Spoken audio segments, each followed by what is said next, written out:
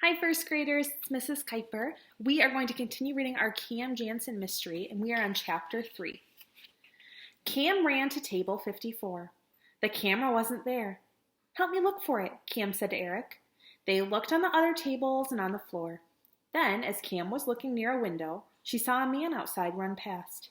He was carrying something under his jacket and running towards the woods. Cam looked straight at him and said, "Click." Cam called to Eric. "Come with me. I think whoever took my camera ran outside with it." Eric followed Cam to the side entrance. No one was out there. "Let's go back in," Eric said. "Let's tell Miss Benson. I'll bet it was Linda or her brother who took your camera." "No, not now. I just saw a man run from here. Maybe he has the camera. If we hurry, maybe we can catch him." Cam ran ahead. She stopped running when she reached the edge of the woods. She had seen the man run in there, but now it was dark and quiet. Cam saw a few birds and some squirrels moving in the woods, but nothing else. So here was the picture of the guy running.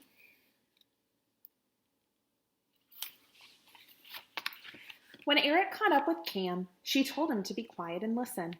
Cam and Eric stood at the edge of the woods for a minute.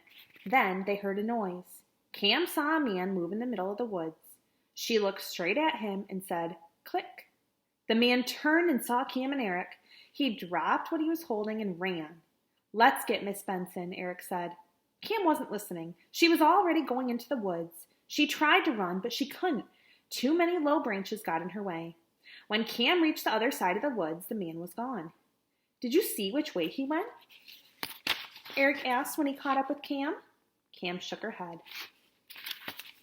So there the guy is in the woods, and he's dropping the item.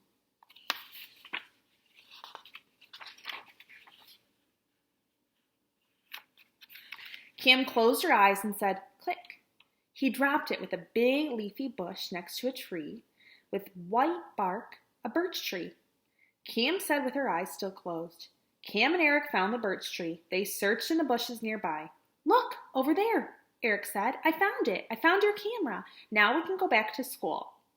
"But why would someone take it and then throw it away?" Cam asked. "Maybe he was scared," Eric said. Cam took the camera from Eric and looked at it.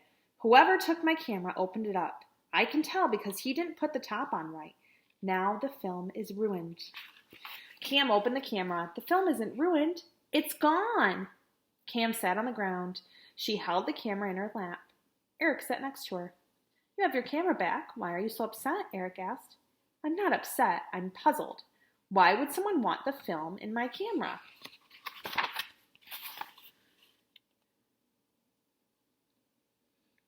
So we don't really use cameras like that now, but back in, 10 years ago or a little more, cameras used to have film. And so the only way you could see the pictures was after you took the film and processed it at the store, and then they would print the pictures.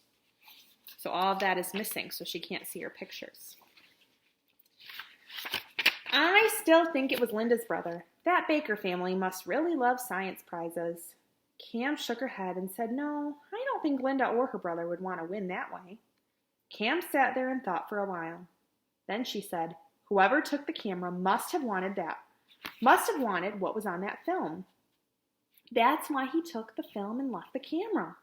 But the only picture I took was of you standing next to your sundial.